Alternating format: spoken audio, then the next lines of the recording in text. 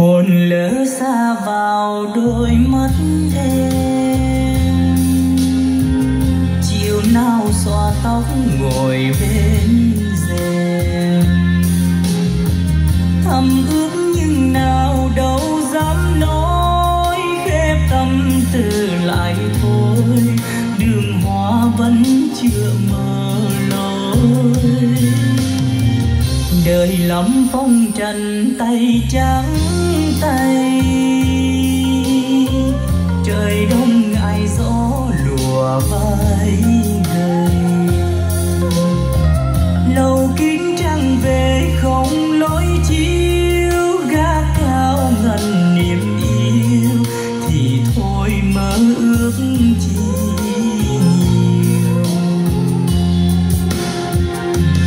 Bên nhau sao tình xa vạn lý, cách biệt mấy sân khê. Ngày đi mắt em xanh biển sâu, mắt tôi rưng rưng sầu, lặng nghe tim pháo tiếng ai qua cầu. Đường phố muôn màu sao thiếu em, về đâu làn tóc xõa bên rèm. Lầu vắng không người sống khép kín, nhớ em tôi gọi tên, chỉ nghe tiếng lá rơi thềm.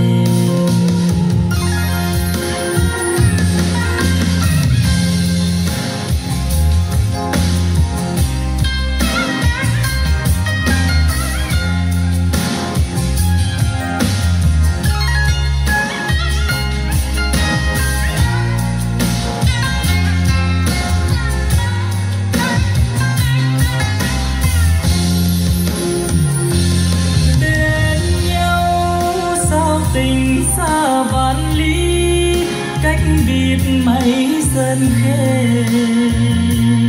Ngày đi mắt em xanh biển sâu, mắt tôi rưng rưng sầu, lặng nghe tim pháo tiếng ai qua cầu. Đường phố muôn màu sao thiếu em, về đâu làn tóc xõa bên rèm. Lầu vắng không người sống khép kín, nhớ em tôi gọi tên, chỉ nghe tiếng lá rơi thềm. Lầu vắng không người sống khép kín, nhớ em tôi gọi tên, chỉ nghe tiếng lá rơi.